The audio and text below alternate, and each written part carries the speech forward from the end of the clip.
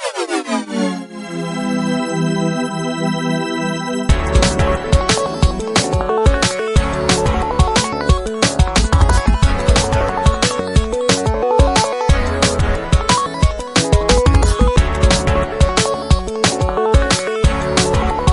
the Digital Divide is a program brought to you by Blip School in partnership with Rise Vest.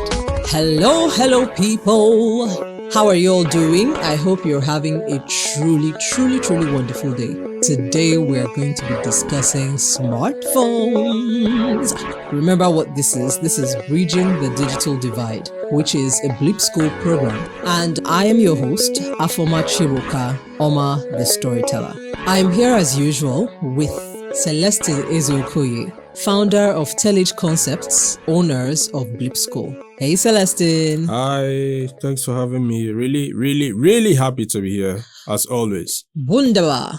That's wonderful. If you've been on Bridging the Digital Divide before, you already know that we've covered a lot when it comes to computers, internet, device security and all of that. The last episode we explored the internet. Today's episode is brought to you in partnership with MoneyPoint. Now, I'm sure you have seen those blue POSs everywhere. And there's a reason why they're everywhere. It's because MoneyPoint offers easy-to-use, reliable, and secure banking that always works. Today, as I said, we are unlocking your smartphone essentials. We are delving into all of the different questions you probably have about smartphones, like what it's like, as in how it even works, what things that you're not using, where it's concerned, how you can unlock its potential, even how to get the best smartphone for yourself. So, Celeste, can you just walk us through the basics of what a smartphone is, how it's used, and how people can just generally make the most of it? I'm going to start by saying what is not a smartphone. I feel like that is such I'm going to start by saying what is it? Why is a phone even called a smartphone? Okay. Right? I have to point out because a lot of people want to get phone and they say, is it not just to make call and receive call? No, we've gone past that era of just making call landlines and receive call. If you want to make call and receive call, buy a traditional phone that has circle button that you do. You get, and I understand that maybe things are expensive. Thank God for different grades of Android phones. You can have a smartphone at a very affordable price. Very true. Right? That is so true.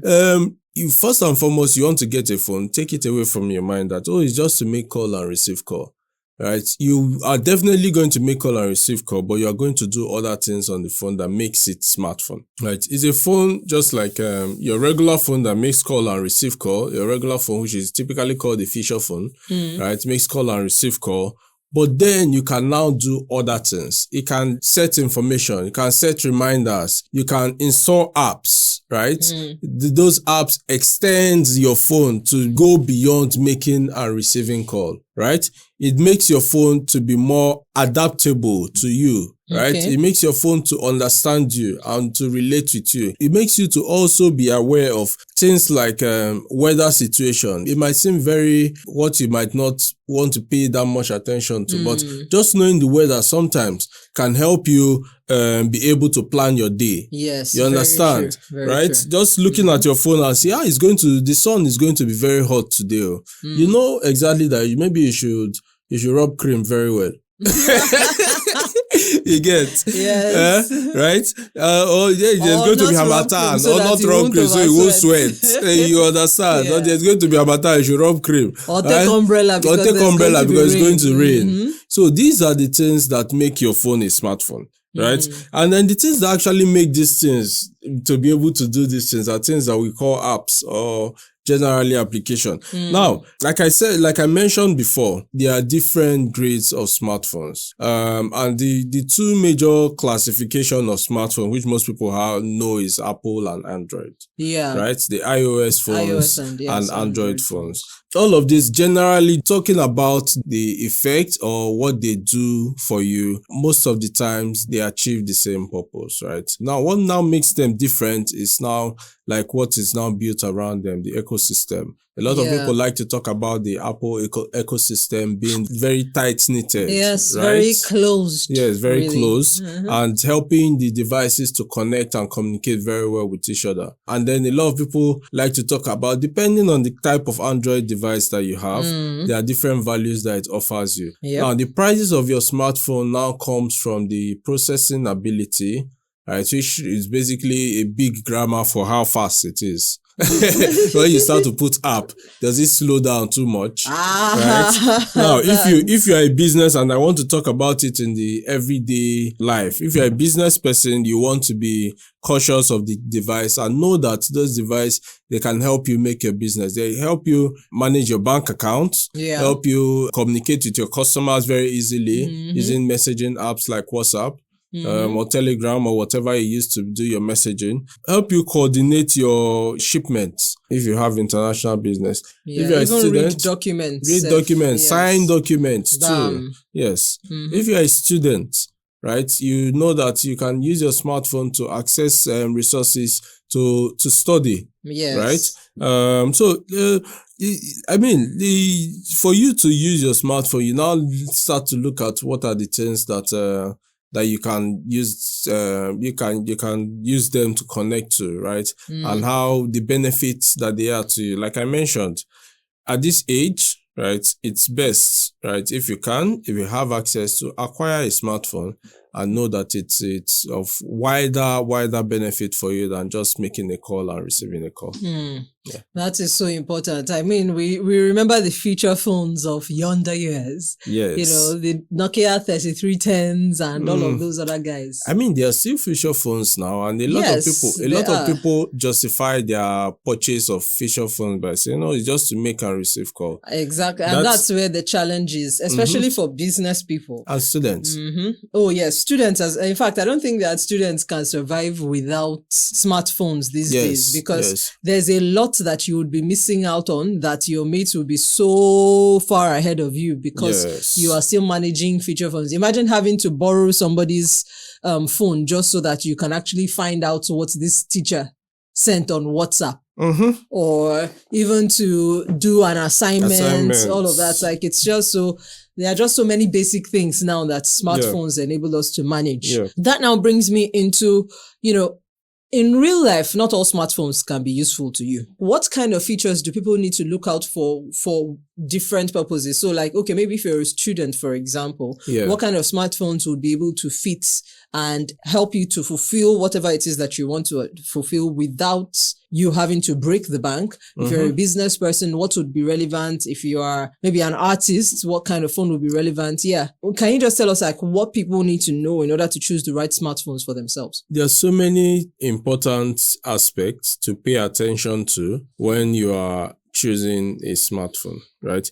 You want to pay attention to the camera. You want to pay attention to the processing speed. You want to pay attention to battery life, right? You want to pay attention to a couple of these things, and then you want to relate all of these things to your budget, right? Okay. Now, I understand that a lot of people might not be able to get really, really high-end smartphones. For most people, a medium-level Android device would work. Okay. Right? A device that you charge it in the morning and it still has enough power to carry you through the day.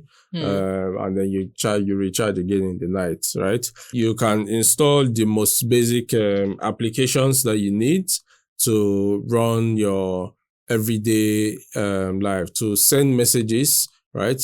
To read documents, to send emails. For a lot of people, this will work. Okay. Now, if you now do things that require intense visuals, like say you're a content creator, like photographer, a filmmaker, right? You now want to start to look at the high-end smartphones, either the ones with great cameras, and all with that. Great cameras, and high processors, right? So these are the things that you want to pay attention to, and the ones that the battery life is way longer than the average. You can also say, There are people who don't have so much money, and how do they come into the smartphone world?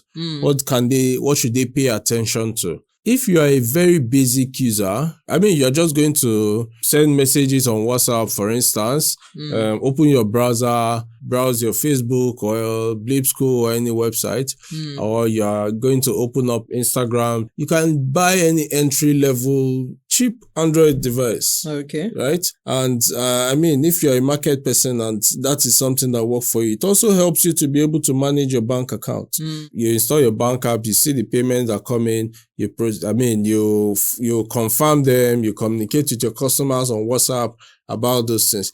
Entry-level smartphone helps you do that. Entry-level smartphone that is not so expensive, but just lets you install this app and work with those apps. You look at what your lifestyle is, right? And then you prepare your account to be able to handle what it is. You find that a lot of people don't take too much photos on their smartphones, right? And a lot of regular people, those are the people who tell you, oh, we are just using the phone to make phone call and receive call. It's understandable if you don't take a lot of photos on your smartphone, but you want to take advantage of features that are available on the smartphone, right? So that is where you can come in with an entry-level phone and then take advantage of it.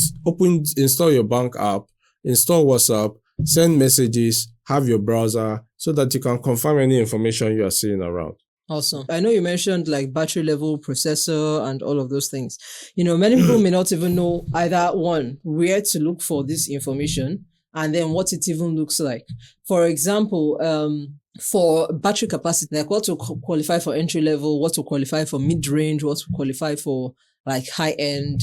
You know, same thing maybe with the camera or processor, especially processor, because I know that that's one of the things that many people don't even know to look out for.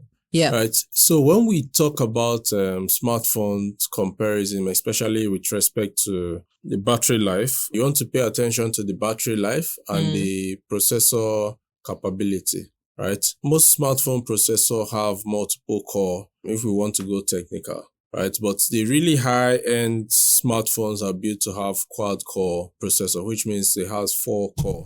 Okay. Right. And they do very heavy processing work. Regular processors, dual, and then it works for what it works for, right? Now, what is most important for a lot of people is how long the battery lasts. Yeah. Whether they need to buy power banks and how long it takes to charge the battery, right? So, and this thing comes in milliamperes hour, mAh, as we commonly know it as. Yes, right. It basically tells you the larger the number, it tells you the higher the capacity of power that the battery can hold. And then it also tells you the time it takes to charge, right? Because if you are trying to fill up a big tank, right, it will take a longer time usually from a regular source hose than it will take to fill up a smaller tank. Definitely. Right. So if you are looking at specifics of the numbers, you want to see something around the range of 3035 mAh is very good smartphone. Good to go. Gives you the value you want. Good price for money if you get something of that nature. Now you want to talk about now very high-end smartphones. Then you start to go above 4,000, 5,000. Right? And super high-end smartphone now start to give you around 6,000, 7,000 and above. Most smartphone, even the popular iPhone 15 Pro Max is around 3,200, right? mAh. So if you get something around 2,500-3,000, right? It serves most of the purpose that you have.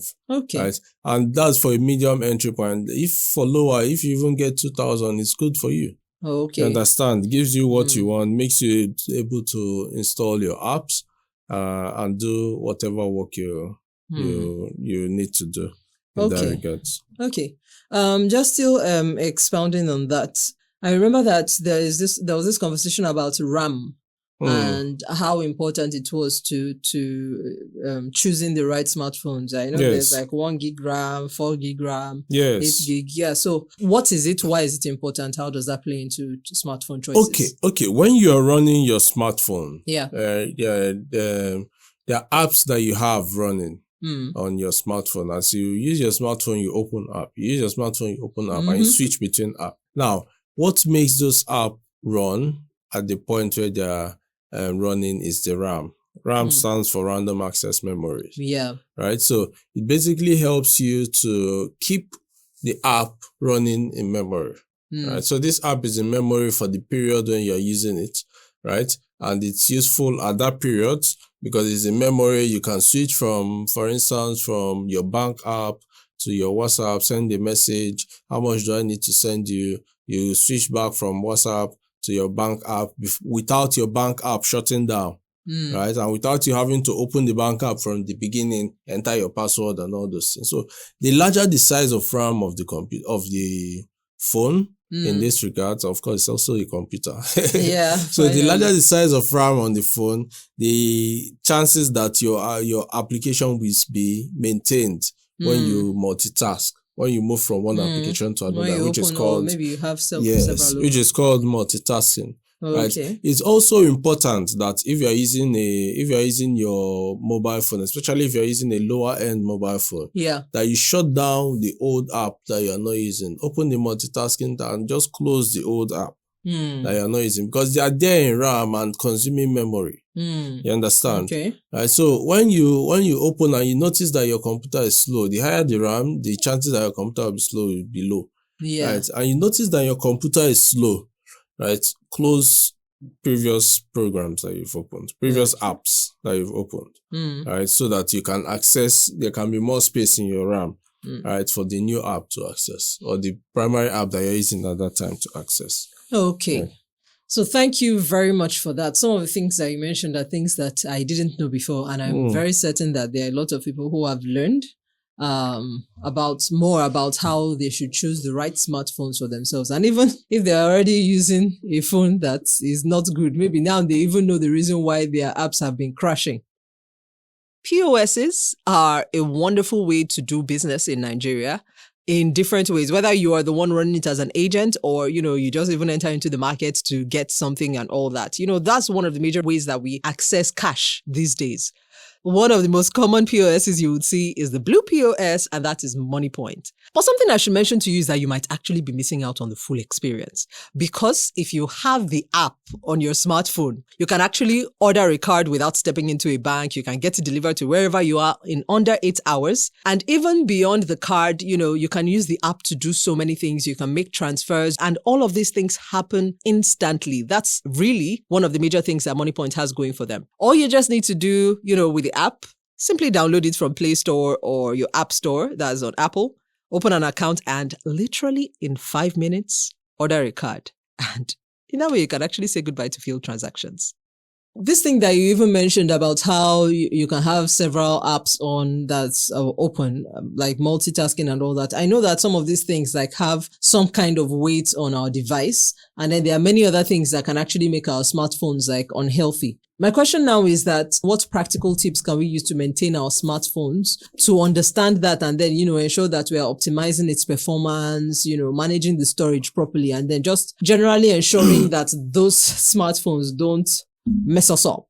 Yeah. No, smartphones are storage devices, and storage devices get full. When you send a message on WhatsApp, somebody sends you pictures, you send someone a picture, you take camera, you take photos, you take videos, you do all of these things, your device is likely going to get full.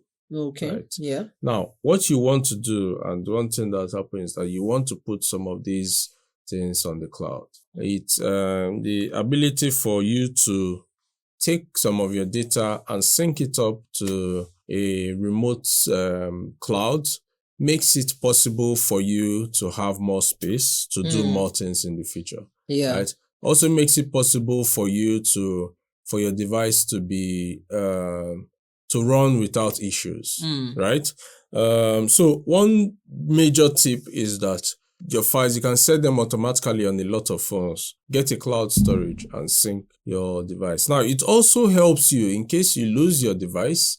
You are able to fetch that information that you had synced in the past. Yeah. Right? They are not completely lost. Yes. Right? I mean, they're on the cloud. They're on the cloud. And then once you log into your new device and you link it to your email or your online identity. It just fetches all that information. You want to first and foremost figure out how to sync your application, right? Okay. Secondly, you want to only install apps that you use. When you're not using an app, right, you also want to consider taking them off, uninstalling them. It helps to declutter your phone, right? Declutter, right? It makes it, you see what you're using, what you're not using.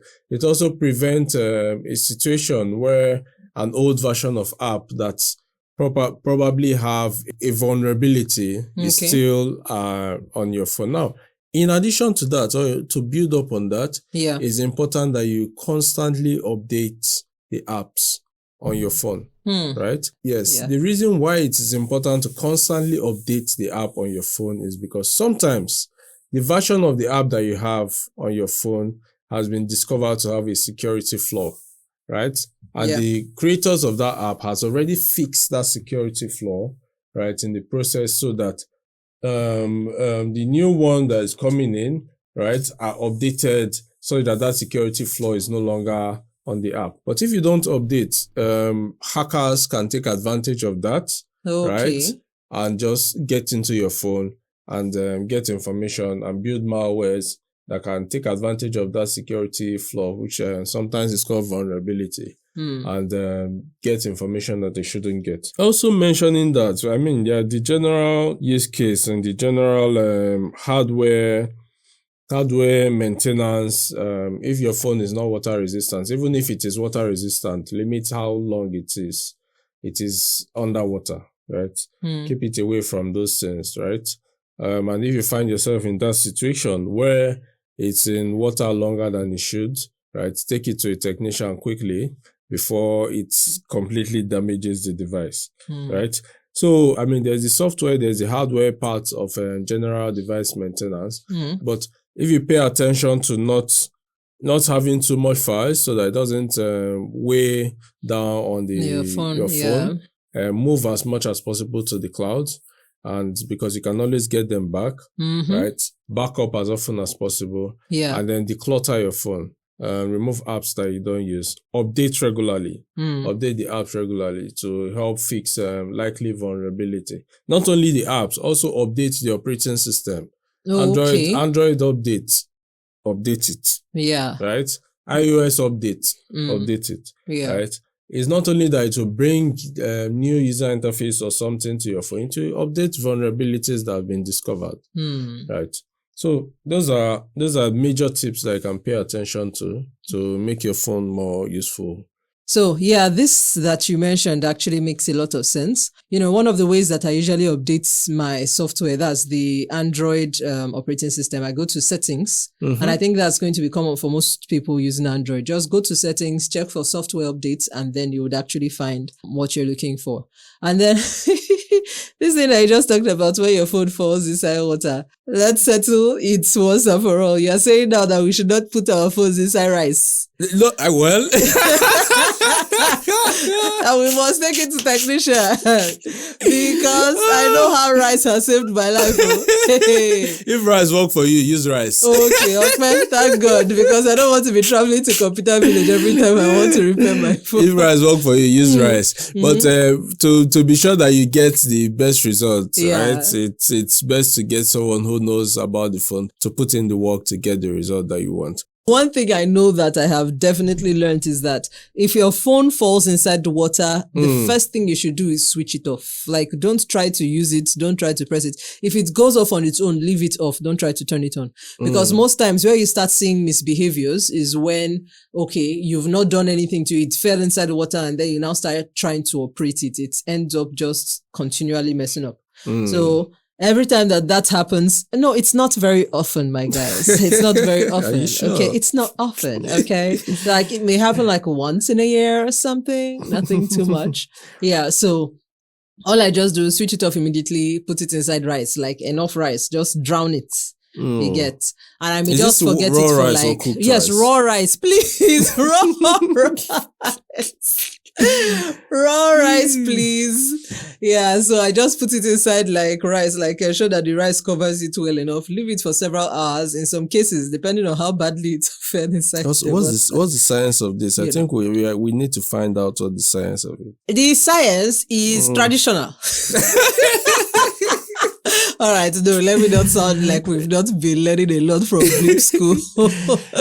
No, I think that there's actually some kind of component that rice has. I think it's kind of like a dryness that absorbs moisture. So it's probably what happens. I have not tried to do further research on it, but I do know for certain that it has worked for me. It even worked for my laptop once. But we are not trying to expose all the secrets here. Yes, so I mean, this has really been a very, very insightful conversation. There's actually a lot that even I have learned. And I mean, I've been using all of these devices and laptops for a while. You see, this is one of the reasons why it's so important to hear from a tech bro. Yeah. You know, particularly one of the very, very important reasons why you should definitely go and check out Blip School and start learning from them. That is blip.school. There is so much that you're going to learn, and understand this, no matter wherever it is that you are, no matter whatever stage that you're at, you can actually start learning. And I mean, you don't even need to be trying to become a tech bro or anything. At the stage that the world is in right now, everybody has to have some sort of basic knowledge of tech and development and all that. And it will definitely come in handy at some point in your life. Yes. So thank you all for joining us in this episode. And I can hardly wait for you guys to check out the next episode, where we're going to be delving into yet another interesting and robust topic. The one where the money is. Da-da-dum-dum-dum. I won't tell you what it is. When you come for the next episode, you are gonna hear it. Thank you so much for joining us in this episode. Yes. My pleasure. Once again, Celestine Ezeokoye is the founder of Telage Concepts, owners of Blip School. It's your host, Afoma Cheboka, Oma the Storyteller. See you again in the next episode. And that's a wrap for today's episode. Remember that, this wonderful episode where we've learned a lot, it was brought in partnership with MoneyPoint. Remember that with MoneyPoint, you can actually get a card that works, POS that works, an app that works, and in this country that so many things are, interesting to say the least, you definitely want something that works. So get MoneyPoint app, get MoneyPoint POS, use all of these things and make your life easier. Bye. Bridging the Digital Divide is a program brought to you by Blip School in partnership with Rise Vest.